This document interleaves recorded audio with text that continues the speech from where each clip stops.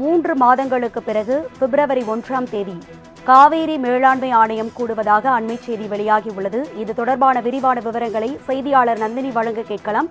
நந்தினி, விரிவான விவரங்களை பகிர்ந்துக்குங்க.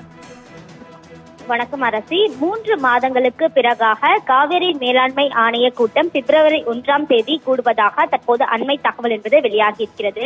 கூட்டத்தில் பங்கேற்க தமிழ்நாடு, கர்நாடகா, கேரளா, புதுச்சேரி மாநில அதிகாரிகளுக்கு அழைப்பு விடுக்கப்பட்டிருப்பதாகவும் தெரிவிக்கப்பட்டிருக்கிறது. அந்த வகையில் பிப்ரவரி 1ஆம் தேதி காவிரி மேலாண்மை ஆணைய கூட்டம் நடத்தப்பட இருப்பதாக தற்போது டெல்லி தரப்பில் காவிரி மேலாண்மை அதிகாரிகள் அதற்கு தொடர்ச்சியாக மறுப்பு தெரிவித்து வருகிறார்கள். இந்த நிலையில் காவிரி ஆற்றில் தமிழகத்திற்கு உரிய தண்ணீரை திறந்துவிட வேண்டும் என ஏற்கனவே உத்தரவு என்பது பிறப்பிக்கப்பட்டது.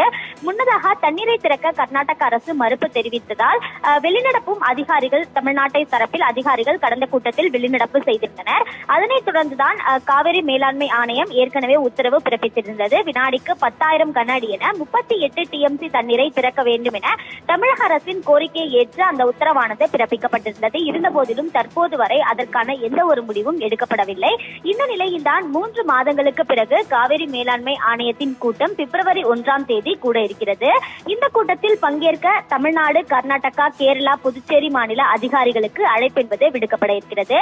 இந்த கூட்டத்தில் தமிழ்நாட்டை சார்ந்த நீர்வளத்துறை அதிகாரிகள் பங்கேற்பார்கள். அந்த கூட்டத்தில் பங்கேற்கக்கூடிய பட்சத்தில் தமிழகத்திற்கு உரிய தண்ணீரை திறந்துவிட உடனடியாக நடவடிக்கை எடுக்க வேண்டும் என தமிழ்நாடு அரசின் தரப்பில் பங்கேற்கக்கூடிய அதிகாரிகள் கோரிக்கை வைக்க உள்ளது குறிப்பிடத்தக்கது.